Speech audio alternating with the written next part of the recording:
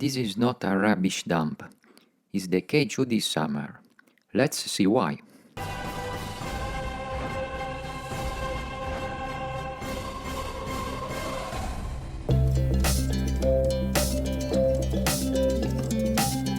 Flor Cuenca of Peru doesn't make as many headlines as record seekers or influencers.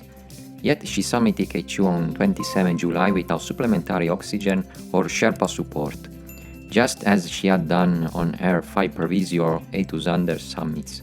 Today, she has something to say to the world. She has witnessed irresponsible before toward mountains before, but what she just saw on K2 made her hungry. On K2 this summer, she joined forces with Iman Ampodur of Iran, whom she met in the base camp. She summited on July 28. It was what she saw in the camp along the way that must affect her.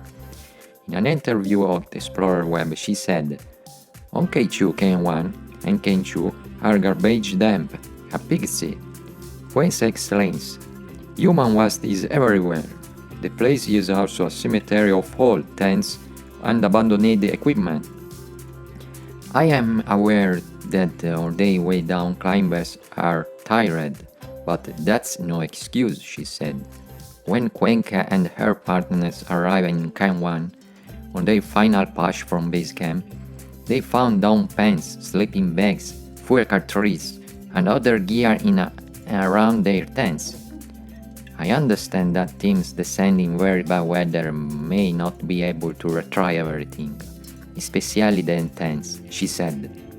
"But that should be the exception, not the rule.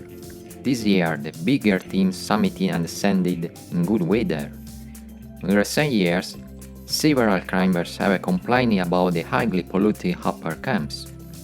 Cuenca has seen companies cut their logos off the tents they abandon. You then find destroyed undefined tents on one side and cut out pieces of fabric with the logos elsewhere," she said. Cuenca adds that this problem is not exclusive to Pakistan. "I have also seen ripped logos from tents on Manaslu," she said. "And on my first expedition to Chohoyo, I was flabbergasted when I saw workers dumping their trash down crevasses. You can see how climbers take out a chocolate bar and they simply toss away the wrapper. We do our best to take all our garbage down, and we try not to carry up that much heather. I am furious at the big companies marketing on social media where they claim one thing, then do something else. But is anything being done? The trash crisis may be coming to a head. For the first time this summer, Cuenca saw people from the Central Karakoram National Park retrieving trash to the Baltoro. The same organization is supposed to carry out a cleaning campaign on K2's Eiger camps," she said. Early this week, the Karakoram Club indeed reported that this cleaning expedition was already at work and battling bad weather in order to retrieve all the ropes, abandoned tents, and all type of waste up to Camp 4. It's a step in the right direction, although it is unlikely that one small team can remove years of rubbish in one go. Finally, Flor Cuenca mentioned another source of controversy on K2 and Bro Peak. It doesn't have to do with garbage.